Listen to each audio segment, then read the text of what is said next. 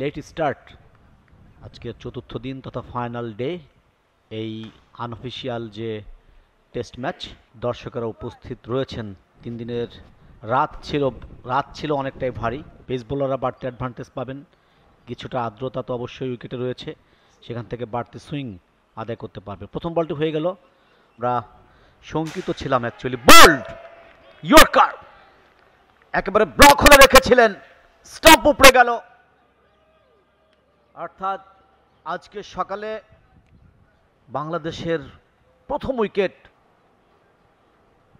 চমকপ্রদ, একেবারেই ব্লক হল, কোনো সুযোগ ছিল না ডিগ আউট করবার। কোনো মতেই তিনি রক্ষা করতে পারলেন না শাহাদাত হোসেন দীপু। কিন্তু আপাতত আমার কাছে মনে হয় যে উইকেটটাকে বাঁচানোর চিন্তাই করতে হবে। এবারে বিট হয়েছে, স্লিপ, বল যাচ্ছে সীমানার দিকে, ডিপ থার্ডম্যান অঞ্চল দিয়ে সীমানার বাইরে। অ্যাকশন রিপ্লে আমরা দেখতে পাবো যে ঘটনাটি ঘটেছিল অফ স্টাম্পের বাইরে, অ্যাঙ্গেল অফ দ্য ব্যাট এবং সেকেন্ড স্লিপের পাশ দিয়ে তাকে বিট করে চলে গেল বল সীমানা। Incoming through the gate, my goodness, ইয়ে ছিল অসাধারণ একটি delivery. Oh my goodness, backup length, low swing, অল্পের জন্য রক্ষা, ব্যাটটাকে প্লেস পেয়েছিলেন লেগ স্টাম্পের উপরে, চমৎকার flick shot, just a single. Off স্টাম্পের বাইরে কাট করেছেন পয়েন্ট অঞ্চলের ফিল্ডার। আইস মোল্লার ব্যাট থেকে রান যুক্ত হবে আরও একটি। দুজন ফিল্ডার আছেন, 3জন বলের পেছনে পেছনে ছুটেছেন। শেষ পর্যন্ত একটি রান, 2টি রান আরও যুক্ত হলো। তাড়াহুড়ার কোনো সুযোগ নেই। আবারও ইনকামিং, আবারও ব্যাটের ফেসটাকে ওপেন করে দিয়েছিলেন গালি অঞ্চলের ফিল্ডার। এর চাকা সচল হবে। On drive, Pat close together, 1টি রান, 2টি রান তো অনায়াসেই হবে। 2টি রান বাংলাদেশের জন্য। সাথে ব্যাটিং করতেন, টেস্ট ক্রিকেটটা তারাই খেলতেন ওই সময়কার যারা ছিলেন। কুমার সাঙ্গাকারা, জয়াবর্ধনে, বিভিন্ন সময় বোলারদেরকেও টেনে আনার যথেষ্ট সুযোগ আছে। এবং বাংলাদেশ দলের আরও একটি উইকেটের পতন শেষ পর্যন্ত ঘটে গেল। চমৎকার একটি ইনস্ট্যান্ট ক্যাচ তালুবন্দি করলেন, গুড লেংথে পড়ে বলটি ভেতরে ঢোকার মুহূর্তে ব্যাটের মুখটা অনেকটাই অনসাইডে ছিল। 1 ঘন্টার একটি সেশন শেষ হলো। আছেন বোলিং এন্ডে, ইয়েস,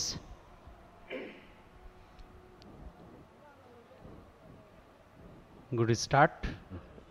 পরের ball incoming, closing part of the bat, mid wicket অঞ্চলে ফিল্ডার কুড়িয়ে দিয়েছেন, একটির বেশি রান পাবেন। আউটফিল্ড অনেক স্লো এবং অবশ্যই আপনার ফুটওয়ার্ক যদি ঠিক থাকে, আপনি ব্যাটার হিসেবে দলের জন্য সব কিছু মঙ্গলজনক হবে, নিজের জন্য। লং ফরওয়ার্ড, আবারও closing part of the bat. এবারে আউট। টার্নে বিট হয়েছেন ব্যাটার, সামনের পায়ের উপরে ভর করে লং ফরওয়ার্ড ডিফেন্ড করবার চেষ্টা করেছিলেন।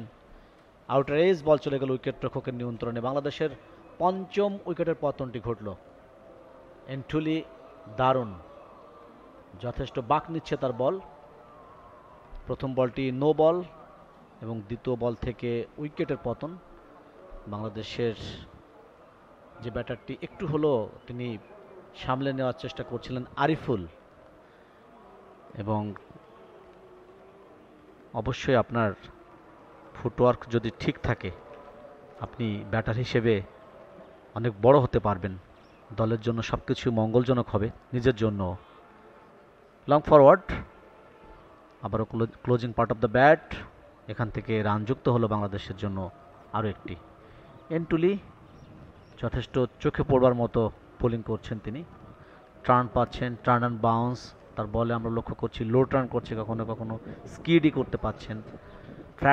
ফ্লাইট দিয়ে ব্যাটারকে লোভ দেখাচ্ছেন, সব ধরনের ভেরিয়েশন তার মধ্যে আছে। টপ স্পিন হচ্ছে কখনো কখনো, straight up. Yes, all Britain, ball যাচ্ছে সীমানার দিকে, লং স্টপ জোন দিয়ে যাচ্ছে এবং শেষ পর্যন্ত সীমানা পার হয়ে গেল।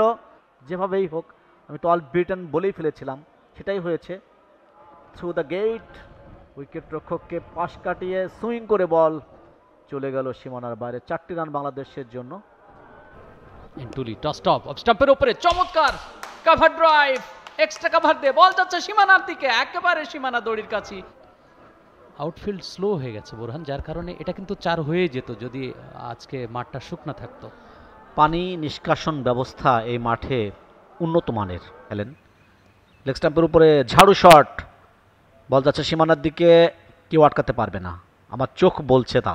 সেই ফাঁকা অঞ্চল দিয়ে বলটাকে সঠিক ডিরেকশনে পাঠিয়ে দিয়েছেন সীমানার ওই পারে। বল 4টি রান নিয়ে মাঠে ঢুকলো ব্যাটারের জন্য। 4 রান স্কোরবোর্ড। কত ভেরিয়েশন, সবগুলো প্রয়োগ করুক, আমি সবগুলোই খেলবো। তখন বিরক্ত হয়ে দেখা যাচ্ছে যে আপনার মাথার মধ্যে জাদু থাকে। ফ্লাইটের ডেলিভারি কাভার অঞ্চলে পাঠিয়েছেন। এই বলটা আমি আশা করেছিলাম ওভার কাভার, শর্ট কাভার অঞ্চলে যিনি আছেন, এই বাক্যটি বলি ফিল্ডাররা যখন এভাবে ফিল্ডিং করে। এবারে লেগ স্টাম্পের উপরে সোজা বল ফুল লেংথের, সেটাকে সুইপ খেলবার চেষ্টা করেছিলেন, ফিল্ডারের গায়ে গিয়ে লাগলো। কত ফিল্ডার আসলে, মনে হচ্ছে 22 জন দাঁড়িয়ে আছেন এই প্রান্ত ওই প্রান্তে। রান নেই। যে ঘটনাটি ঘটেছিল, লেগ স্টাম্পের উপরে বলটা ওভার পিস্ট করেছিলেন একেবারে ফুল লেগ। ডে 4 সেশন 3, তার মানে হচ্ছে 2 অধিনায়ক একসাথে বসে তারা সিদ্ধান্ত নিয়েছেন, আমরা এই ম্যাচকে আর লম্বা করতে চাই না, প্লিজ আপনারা খেলা এখানেই শেষ করতে পারেন। আমরা মেনে নিয়েছি, ড্র মেনে নিয়েছি। গুড। পরাজয়ের ব্যাপারটি ওইভাবে সামনে আসাটা so tough. Match summary, Bangladesh emerging প্রথম ইনিংসে 308 রান করেছিল, অল আউট হয়েছিল আশিকুর শিবলি। 104 রান ছিল 143 বল থেকে। দীপু করেছিলেন 44 রান 152 বল থেকে। রাকিবুল 7টি উইকেট নিয়েছিলেন দক্ষিণ আফ্রিকার প্রথম ইনিংসে, 31 ওভার 4 বল করে 64 রান দিয়ে 7টি উইকেট। রিপন মণ্ডল তিনি নিয়েছিলেন 2টি উইকেট। এই হলো ম্যাচ সামারি, অর্থাৎ ম্যাচের ফলাফল ড্র, উভয় দলের দলীয় অধিনায়কের সম্মতিতে। For more updates, subscribe to our YouTube channel and click on the bell icon. Follow us on Facebook and Instagram. Download T-Sports app to enjoy exciting games and highlights. Visit tsports.com.